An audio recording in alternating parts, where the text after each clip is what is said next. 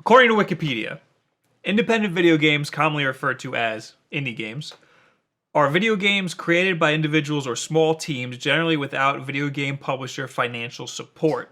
This is an awesome definition, but it's also very general. So what is an indie game?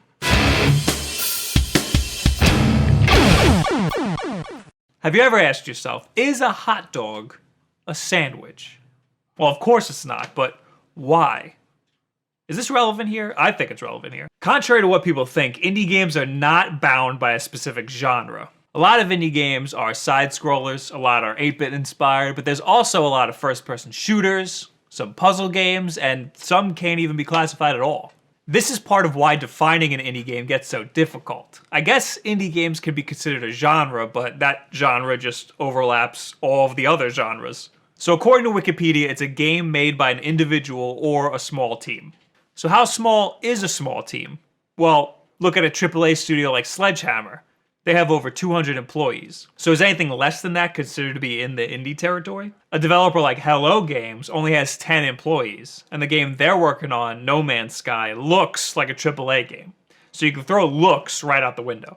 A game like Child of Light has everything that it needs to be thrown into the indie game category if you just look at it. It's a super artsy side-scroller, and it's a digital download, but it was developed by Ubisoft Montreal and published by Ubisoft.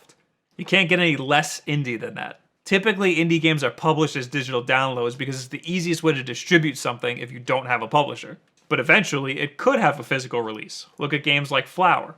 Does it lose its indie classification once it gets a physical release on a console? Well, no. A game's success should not bring into question how indie it is.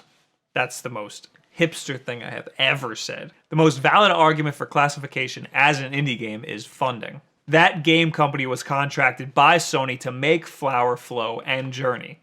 That should bring their indiness into question.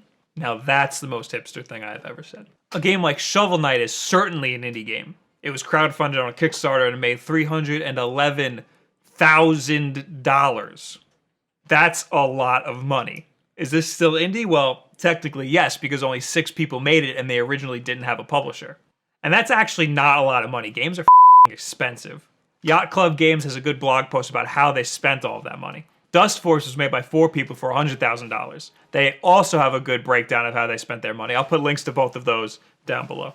Does classifying a game as an indie game even matter?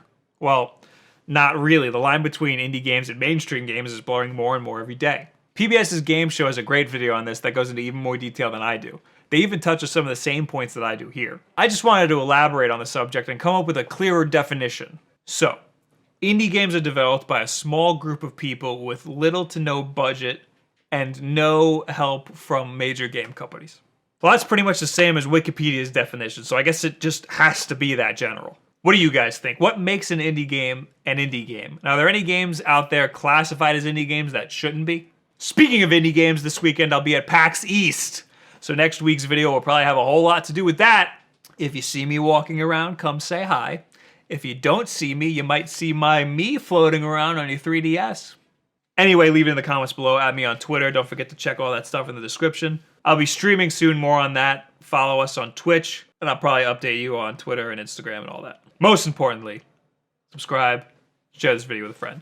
Thank you very much. Have a good week. The colors are great, the cinematography, the visuals just felt so right. It feels like a movie even when you're controlling the character. But since they put so much work into the visuals, it's one of the most linear games I've ever played. No, in America we read things left to right. Okay. In Japanese you read things right to left. Right. But they print all the dialogue in English. So you're basically reading it backwards. Yeah, that's how you read a manga. But that's stupid. Why? Because